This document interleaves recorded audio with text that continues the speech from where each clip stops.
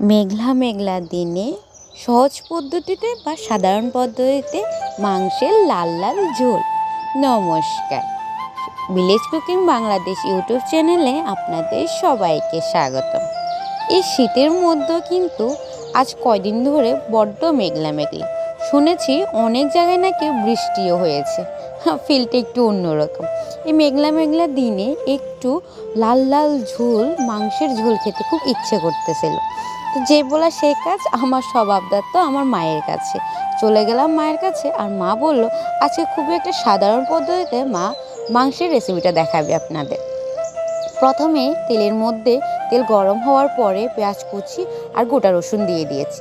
একটু ভাজা ভাজা হলে এই বাটিতে সব ধরনের মশলা যেমন মরিচ বাটা, হলুদ, জিরা, আদা, পেঁয়াজ বাটা সব কিছু দিয়ে একটু জল দিয়ে ভালো করে মিশিয়ে নিয়েছে। আমরা কিন্তু এখানে অন্য আর কোনো ধরনের মশলা ব্যবহার করি নাই। আর পেঁয়াজ ভাজার সময় কিন্তু কিছু তেজপাতাও এখানে দিয়ে দেওয়া হয়েছে। এরপর ভালো করে তেলের মধ্যে এগুলোকে ভাজতে হবে।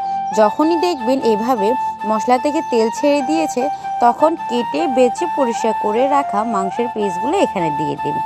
এরপরে সম্পূর্ণ মশলাতে মাংসগুলোকে ভালোভাবে মিশাইতে হবে, মানে কষিয়ে নিতে হবে।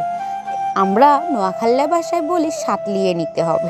যাই হোক, সম্পূর্ণ ভালো করে ভাজা ভাজাটা করে নেবেন, যাতে করে মশলার যে ফ্লেভারটা সেটা যেন মাংসের ভিতরে ঢুকে যায়।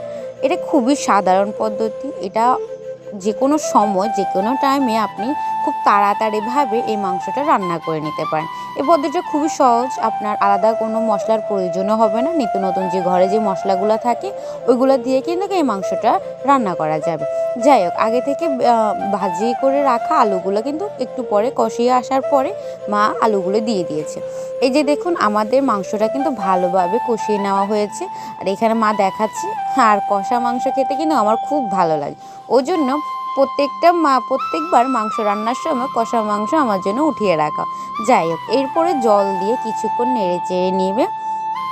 এরপরে নামিয়ে নেওয়ার সময় একটু গরম মশলাটা দিয়ে নামিয়ে নেবে। যাই হোক, ওই ভিডিওটা আমার নেওয়া হয়নি। যাই হোক, কেমন হয়েছে সবাই জানাবো। আর ভালো লাগলে অবশ্যই লাইক কমেন্ট শেয়ার করবো। সবাই ভালো থাকবে, সুস্থ থাকবে।